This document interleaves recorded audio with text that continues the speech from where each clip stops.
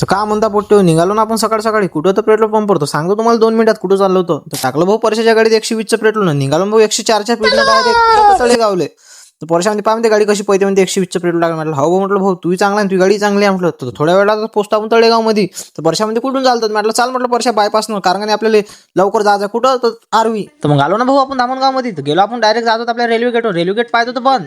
परशाला म्हटलं चाला तू पनवते का म्हटलं जेव्हा त्यासोबत आलो तेव्हा रेल्वे गेट बंद असं म्हटलं तर आलो मग भोगदाच्या खालून भाऊ. तर परशामध्ये साला म्हणते गाडी बुक करू राहिली म्हणते आता काय करू म्हणते म्हटलं पेट्रोल पंप आहे बा पेट्रोल टाक म्हटलं ती गाडी का मळ म्हटलं का. तर आलो मग भाऊ पेट्रोल पंपवर टाकला मग 120चं परशा म्हटलं आता याच्या पुढं गाडी नको आणू म्हटलं तुझी माझ्यासोबत म्हटलं गाडी तुझी बम खतरनाक आहे म्हटलं डेंजर गाडी आहे म्हटलं. तर परशाने मी थकलो म्हणे आता तू गाडी चालव म्हटलं दे म्हटलं बा चालवतो म्हटलं. तर तेवढ्याच वेळात पोहोचतो मग आपण भाऊ हॉलवर.